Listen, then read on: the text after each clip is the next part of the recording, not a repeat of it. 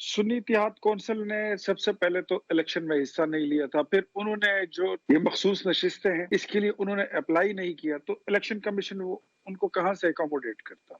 उनको कहाँ पे उनकी प्लेसमेंट करता? हो नहीं सकता था। हाई कोर्ट ने भी इसको फिर जो फैसला दिया इलेक्शन कमीशन ऑफ पाकिस्तान ने, हाई कोर्ट ने उसको एंडोर्स कर दिया, उन्होंने वही कुछ किया। अब इलेक्शन कमीशन का फैसला, हाई कोर्ट का फैसला वो एक तरफ है, सुप्रीम कोर्ट में 3 जजों का फैसला दूसरी तरफ।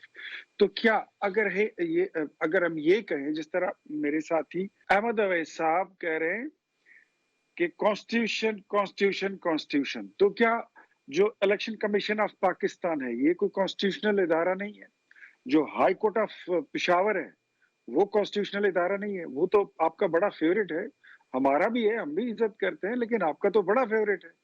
आपको तो पूरे पाकिस्तान में जहां से जितने मफरूर थे, जिसको अपना हाई कोर्ट सिंध से हो, बलूचिस्तान से हो और पंजाब से हो, किसी को पीटीआई वाले को अगर वो नहीं मिलती थी जमानत तो वो यहाँ पे पहुंच जाते थे। उस अदालत का फैसला है वो भी आपको नहीं कबूल। तो अब सोच में ये आपको सोच में डालेगी कि इलेक्शन कमीशन भी आईनी इदारा है, हाई कोर्ट भी आईनी इदारा है, तो क्या सुप्रीम कोर्ट जो है इसके 3 जज ये 2 इदारों को नल एंड वाइड उसके फैसले को डिक्लेयर कर सकते हैं? कोई जस्टिफिकेशन बनती है? सबसे पहले तो बात यह है कि हाई कोर्ट सुप्रीम कोर्ट को यह बात तय करनी होगी कि सुन्नी इत्तेहाद कौंसिल पार्टी थी, उन्होंने इलेक्शन लड़ा, उन्होंने अपनी रिजर्व सीट की लिस्टें जमा कराई नहीं। दूसरा, लार्जर बेंच इसके लिए बहुत जरूरी है, क्योंकि जब इस तरह आईनी मामलात आ जाते हैं जिसमें कॉन्स्टिट्यूशनल मैटर्स की फिर तशरीह होती है और होनी होती है, तो वहां पे फिर लार्जर बेंच ही जरूरी होता है। मेरे ख्याल में ये सीटें